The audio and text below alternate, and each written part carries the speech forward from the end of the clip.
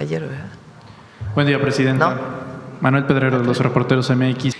Hoy en Reporteros MX publicamos una nueva investigación sobre Marco Cortés, el senador Marco Cortés. La semana pasada también sobre el senador Ricardo Anaya. Es un esquema donde ellos adrede ocultan información fundamental en su declaración patrimonial, en los cuales generan bastantes ingresos. En el caso del senador Anaya, él declara no tener nada, pero si lo contrasta con las empresas que están a nombre directo de sus familiares, en este caso de su esposa, pues pareciera que no tiene nada, pero en realidad todo ese ingreso queda entre negocios familiares. De hecho, muchas de estas empresas terminan siendo factureras o también hay sospechas fuertes de lavado de dinero. Es el mismo caso del senador de la República con fuero y plurinominal Marco Cortés Mendoza. Ambos gozan de ser los últimos presidentes nacionales del Partido Acción Nacional. Omitir declaración de este estilo en una declaración patrimonial, pues claro que es un asunto de deshonestidad. Preguntarle si lo que era antes la función pública, hoy la Secretaría Anticorrupción, revisaría el caso si es que fuese de su interés. Más bien es el sistema anticorrupción y el propio Senado tiene que hacer su revisión y llevarlo en todo caso al Tribunal de Justicia Administrativa, para que el Tribunal Superior de Justicia Administrativa determine, que son los que ahora determinan las sanciones administrativas. Las sanciones menores las determina la Secretaría Anticorrupción, pero desde que se hizo el famoso sistema de Peña, ya las sanciones mayores quedan en los tribunales, ya no quedan en las secretarías de Estado. Entonces el Senado de la República tendría que hacer la denuncia, si es el caso, el propio órgano de control del Senado, si es el caso de que está violentando. Ahora, por otro lado, pues es lo que hemos dicho, es esta hipocresía de la derecha. Que, por cierto, me llama la atención que ahora Aguilar Camín defiende al PAN y su relanzamiento. Su relanzamiento pues tiene que ver con la ultraderecha, ¿no? Que en México realmente no ha tenido nunca ningún asidero, a lo mejor en algunas regiones del país, pero realmente no hay un movimiento de ultraderecha en México, eso no existe, como en otros países de América Latina. Paréntesis cerrado, ahí para su estudio. Pero bueno, decíamos, Ricardo Anaya se fue 6 años del país, 6 años, después de que MID, ya olvídense, alguien de la Cuarta Transformación, MID fue el que lo acusa, no sé si se acuerdan, por ahí ustedes que son tan buenos reporteros y saben buscar muy bien en las redes, valdría la pena que saliera aquella acusación de MID en los debates contra Ricardo Anaya. Calderón en su libro los acusa, se va 6 años del país y ¿cuándo regresa? Cuando tiene fuero. Y en efecto, desde entonces se dijo pues un modus operandi de tener propiedades y recursos al amparo del poder público o de sus puestos como diputados y senadores, y el escándalo, por supuesto, de el dinero que les dieron con la reforma energética del 2013 y ahora pues esto que ustedes sacan en su reportaje, ¿no? Entonces sí es importante porque más allá de las sanciones administrativas que pueda haber o de otro tipo, que la gente sepa pues qué hay de fondo y quiénes son y cuál es su ética, que no existe. Usted cierra el paréntesis, permítame abrirlo tantito ya que usted toca el tema. Ya tiene otros apapachos allá. Sí, claro, sí. ¿Le merece alguna opinión este lema, que no es cualquier cosa, lo de patria, familia y libertad, que es original en realidad de la Italia fascista de Benito Mussolini?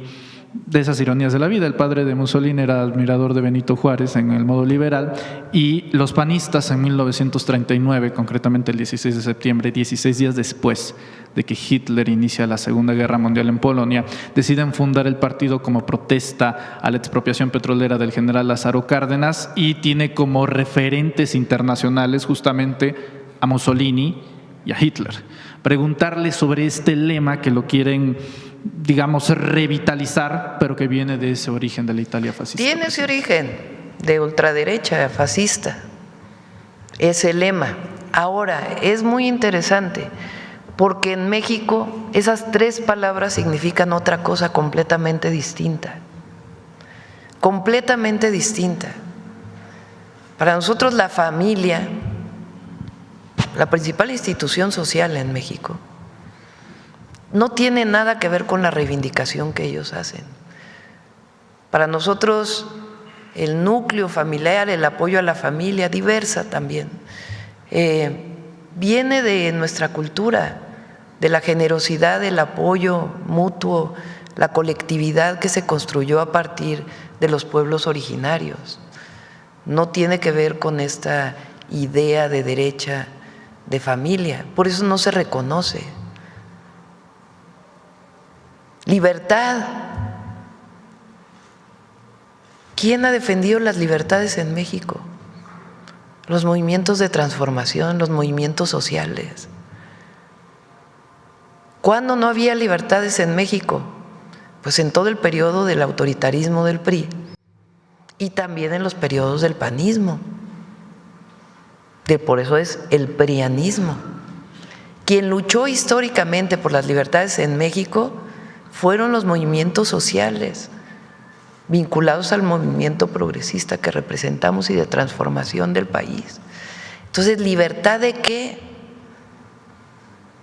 Ahora ellos hablan de libertad contra los gobiernos totalitarios. ¿Cuáles gobiernos totalitarios y autoritarios?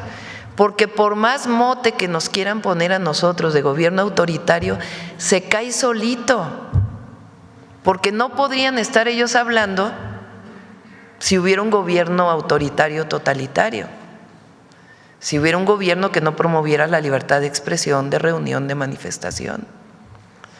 Entonces, la libertad en México tiene otro origen, su demanda, su construcción, tiene que ver con los grandes movimientos de transformación y sociales.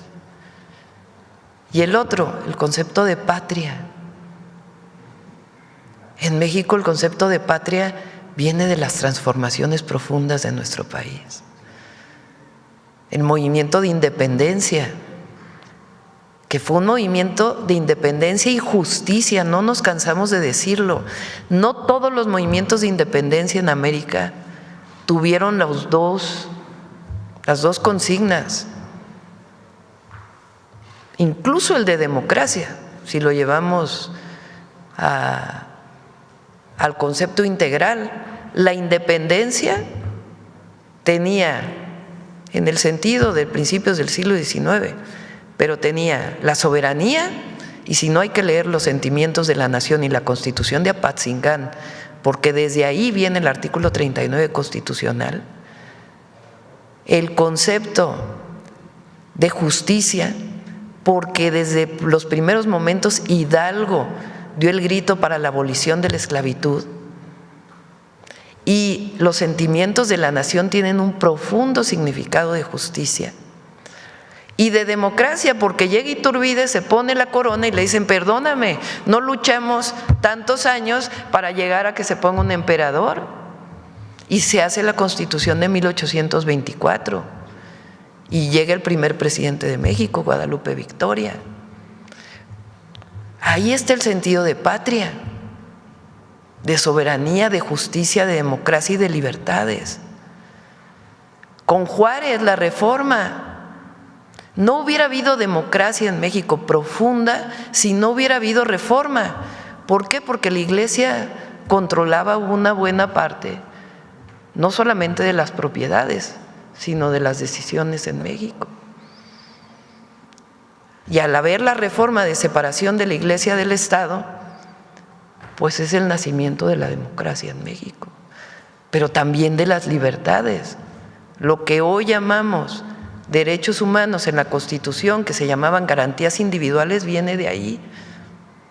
Y el profundo sentido de patriotismo de Juárez, que en todo momento luchó contra los conservadores, que fueron a pedir la invasión a Europa para que Francia y un emperador austríaco viniera a gobernar México. Y Juárez, que luchó por la segunda independencia en contra de la intervención francesa. Y la revolución, no puede haber más sentido de justicia, de libertades, de democracia y de patria y de soberanía que en la Constitución de 1917. Y la cuarta transformación se sustenta ahí, de la historia profunda política y democrática de las grandes transformaciones de nuestro país. Entonces, su concepto de el PAN, que viene en efecto de la derecha fascista de Italia, ¿qué tiene que ver con México? Nada. Por eso no tienen futuro. Como diría Juárez, están moralmente derrotados. Me fui. Hola, presidenta, gracias. Muy buenos días. Gaspar Vela, de Grupo Milenta. Hace unos días el dirigente nacional del PAN, Jorge Romero, señaló en Café Milenio que de cara al 2027, a las elecciones de 2027, ese partido se va a volcar a las calles. Textualmente dijo que el PAN tiene que tener más barrio, que tiene que sudar, se tienen que broncear en la calle y tocar puertas. Preguntarle si tiene algún comentario. ¿Cómo dijo? Textualmente, que el PAN tiene que tener más barrio, tiene que sudar, tiene que broncearse en la calle y tocar puertas de cara al 2027. Pues tienen un problemita, pequeño problema, que no tienen proyecto. Porque nosotros crecimos así se fue formando el movimiento de transformación, tocando casa por casa. A ver si encuentras la foto ahí donde estoy brigadeando, tocando casa por casa. Así crecimos nosotros políticamente, en contacto directo con la gente, con la movilización popular. Ahora que, cuando era estudiante, aquí está, compañero de la Facultad de Ciencias, decíamos que íbamos a salonear, ¿no? Porque tocábamos la puerta del salón y si el maestro o maestra nos dejaba entrar, pues pasábamos a informar sobre, pues no sé, el aumento de cuotas relacionada con las reformas de Carpizo en el 86. Ahora que fui a la Universidad Rosario Castellanos a inaugurarla, la de Chalco, estaban tomando clases y les dije, a ver, espérenme tantito, voy a salonear. Y le toqué la puerta a la maestra para saludar a los estudiantes. Pues nosotros crecimos tocando casa por casa, pero tienes un proyecto y tienes una propuesta para la gente. Entonces, el problema pues es que ellos, pues digo, qué bueno que se vayan a las calles, ¿verdad? A ver. Es difícil, estar 4 horas tocando puerta por puerta, tiene su chiste. El asunto pues es qué van a informar, ¿no? Vamos. Buenos días a todas y todos. Carlos Navarro, de Heraldo Media Group. Presidenta, ¿de qué manera van a estar apoyando a los productores en el caso cuando ellos venden su maíz a los privados y la diferencia es muy grande? Simplemente una pieza de un elote cuesta 13 pesos en el supermercado y les pagan muy por debajo de ese precio. ¿De qué forma ustedes están apoyando con este fondo, este apoyo? Pero en estos casos con los privados que también se ven marginados, ¿de qué forma les van a estar apoyando? Recuerda que el elote tiene un precio distinto, el carnoso, el que comemos directo, del maíz ya seco, que es el que se transforma en harina, son precios diferentes. Ahora, Vamos a estar vigilando estos acuerdos integrales. Pero tiene razón, los 13 pesos no se le pagan al productor, con todo, tienes toda la razón. Ahora, este acuerdo, ¿por qué no platicas cómo se hicieron los acuerdos entre empresas y productores? Gracias. Muchas gracias, Presidenta. Gracias por la pregunta. Te contesto con un ejemplo.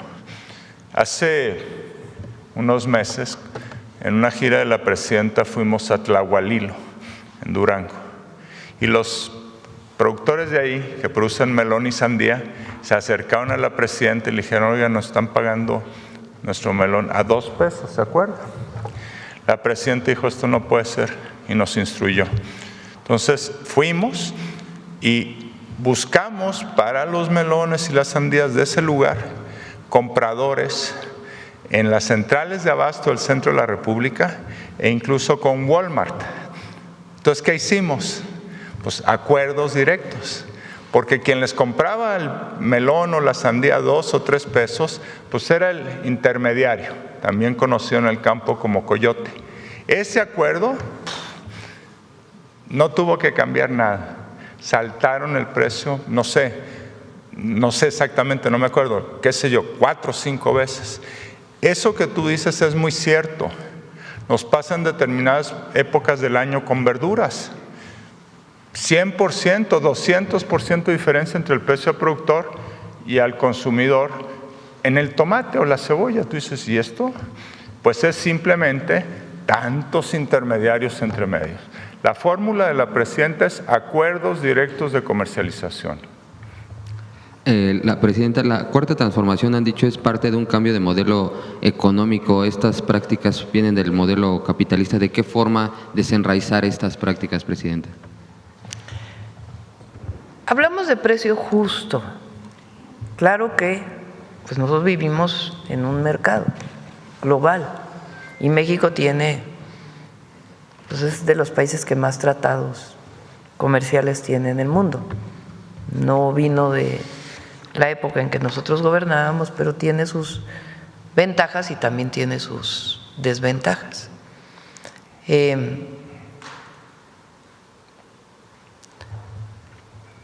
¿Qué estamos construyendo particularmente para el maíz?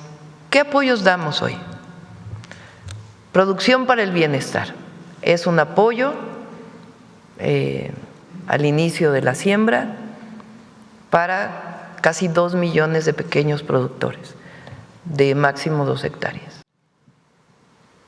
Esos productores tienen una buena parte de su maíz de autoconsumo.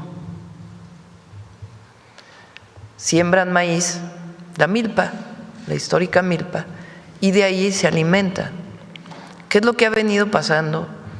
Pues con todo el periodo neoliberal, es que muchos de estos productores ya ni siquiera siembran o les alcanza para su autoconsumo y tienen que comprar afuera. Y además se está perdiendo el maíz nativo, porque cada vez menos productores siembran el maíz nativo. El maíz híbrido pues se compra la semilla, no es transgénico, pero es un maíz híbrido que compra la semilla, no viene de desgranar el maíz como es la práctica tradicional en México y como se fundó el maíz. Entonces, esos 2 millones de productores tienen producción para el bienestar.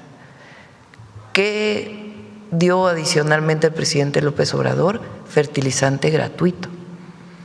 Prácticamente a los 2 millones se les da fertilizante gratuito, que se produce por Pemex, que antes todo se importaba y ahora ya se produce en una buena parte por Pemex.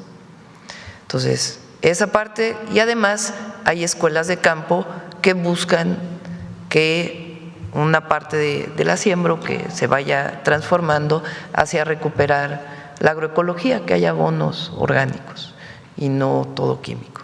Bueno, esos son los apoyos que hoy por hoy se dan y además el programa de Sembrando Vida a cerca de 450,000 productores que además reforestan el país. Entonces, esos son los 3 principales programas para el campo. Ahora, nosotros generamos uno nuevo que se llama Cosechando Soberanía. que es un programa de crédito especial que lleva seguros y que tiene una tasa de interés muy baja comparada con la que pueden encontrar en cualquier espacio financiero. Pero además del crédito, pues se tiene que garantizar de una u otra manera el precio. Entonces, para los 2 millones de pequeños productores que siembran maíz nativo, esta misma semana definimos ya el programa completo, que tiene que ver con muchos temas. Y para otros productores que pueden llegar hasta 20 hectáreas, que es, digamos, son como 200,000 productores, ¿o cuántos? De más de hasta 20 hectáreas. 2.4 millones de productores. No, pero no, sin quitándole los de 1 a 2 hectáreas. Bueno, son como 500,000 productores de hasta 20 hectáreas y después vienen los demás hectáreas que ahí ya no se apoya. Para esos productores estamos diseñando pues este esquema al que también pueden entrar los productores de 1 a 2 hectáreas. Es muy distinto a lo que había en el periodo neoliberal. En el periodo neoliberal lo que había pues eran estos garantías, coberturas que se daban principalmente al productor grande, al de Sinaloa, una parte del Bajío, a esos que hoy tienen más de 100 hectáreas o que rentan 1,000 hectáreas, porque a lo mejor no son suyas, pero las rentan para su producción y que han ido concentrando una buena parte de la producción de maíz en México. A eso se les apoyaba en el periodo neoliberal, a los pequeños se les daba el Procampo y punto, no había más. Entonces sí es distinto. En su libro menciona a Pepe Barberán, también el documental. ¿Algún día ha pensado usted qué hubiera pasado si Pepe Barberán no le hubiera conectado con el expresidente Andrés Manuel López Obrador? Pues otro destino de mi vida hubiera sido. La verdad. Pepe Barberán, José Barberán, un científico, él trabajaba en el, si mal no me acuerdo, en centro de, no me acuerdo cómo se llamaba, de la UNAM. Formó muchísima gente, muchísimos. Él siempre fue un hombre un gran científico que además siempre apoyó a los movimientos sociales, populares. Cuando viene 1988 y viene la candidatura del ingeniero Cárdenas, Pepe Barberán se acerca al ingeniero Cárdenas y después saca un libro posterior al fraude electoral de cómo se hizo el fraude electoral. En esa época formó a muchísima gente, jóvenes, especialistas en bases de datos, y que muchos de ellos se especializaron en bases de datos electorales, muchísimos. Quien le decimos el bicho, Emiliano, que hoy trabaja ahí en la Agencia de Transformación Digital, que trabajó muchísimos años con el presidente López Obrador, fue formado por Pepe Barberán también. Muchísimos jóvenes. Posteriormente, pues se acerca al presidente López Obrador, una persona extraordinaria, Pepe Barberán. Presidenta, por último, preguntarle… y él fue, para todos los que no han leído el libro, ni el libro Gracias, que también lo cuenta el presidente, él es el que un día me llama por teléfono en el año 99 y me dice: oye, el jefe de gobierno, bueno, me pide ver, nos vemos con Pepe. Pepe además pues conocía a mi madre, porque mi madre pues es académica de la UNAM, eran más o menos de la misma generación, y me dice: oye, te quiero ver, y me dice: oye, es que me pide el jefe de gobierno electo que si te interesa ser secretaria de Medio Ambiente. Y le dije: ay, pues no sé, déjame ver con la familia. Y ahí consulté con la familia, lo platicamos, tomé la decisión Y ya fue cuando me convoca el entonces jefe de gobierno electo, Andrés Manuel López Obrador, y él veía mucho a la gente en el Sanborns de ahí de San Ángel. Y entonces ahí me dice, pues nos vemos en el Sanborns de San Ángel a tal hora. Y entonces llegué y me dijo así como cuento en el libro directo. Yo trabajaba entonces, ya era investigadora de la UNAM, y trabajaba en un grupo que había formado Mario Molina, el premio Nobel, para investigar la contaminación atmosférica en la zona metropolitana del Valle de México. Y entonces me dijo, oye, ¿tú sabes cómo bajar la contaminación? Así directo, sin nada. Me dicen que trabajas en este grupo con Mario Molina y le dije, pues creo que sí, porque pues ya había un estudio hecho. Así fue. Y de ahí pues fui secretaria de Medio Ambiente. Después me encargó la construcción del segundo piso, hicimos el Metrobús. Y el resto es historia. Y bajamos 30% el número de días de niveles altos de contaminación en la ciudad en 6 años. Por último, preguntarle, ¿qué información tiene el INEGI? Reporta hoy, Presidenta, que hubo un aumento en el empleo alrededor de 820,000 empleos en septiembre. Sí, a ver si lo pones. Es una buena noticia.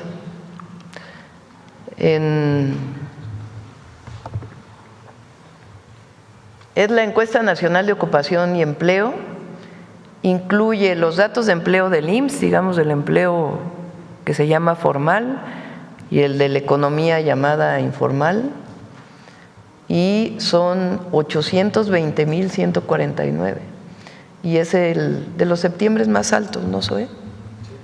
Si no es que el septiembre más alto de la historia en empleo. Hablan porque el tercer trimestre tuvimos algunos problemas y ahora pues se recuperó de manera muy importante. Muchas gracias, buen día a todas y todos. Sí, funciona por el bien de todos, sí da resultados, por el bien de todos, primero los pobres. Bueno, vamos aquí ya, yo creo que cerramos, porque ahora sí.